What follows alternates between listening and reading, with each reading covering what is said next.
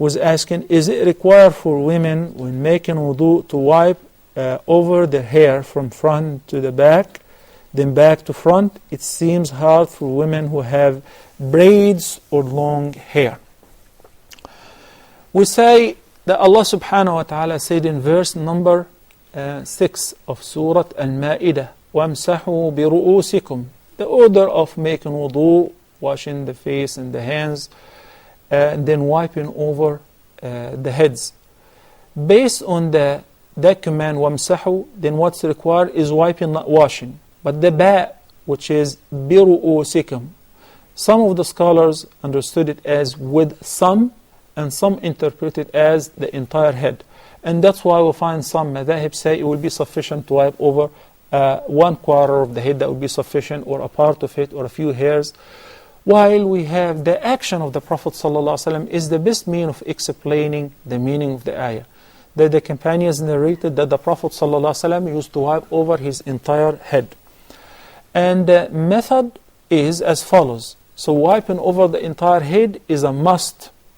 The head means the head, and I'm not talking about the braids or somebody grew a long hair. You don't have to go all the way to the hair, but the head.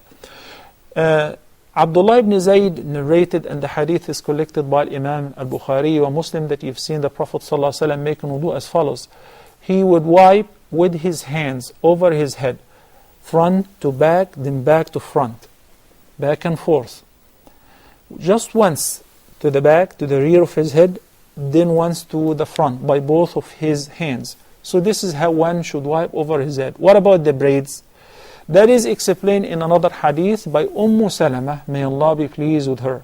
The hadith is collected by Ashab al-Sunan, and Imam Muslim has this text.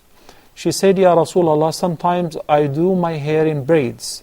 Do I have to undo the braids in order to perform ghusl? And ghusl is a bigger tahara than just al-wudu, where the person will be required to wash the entire body from head to toe.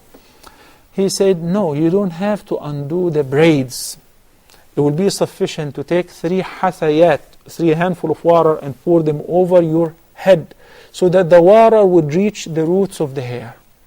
Same thing in the case of the wudu. By wetting your hands and going back and forth once. And you don't worry about the braids.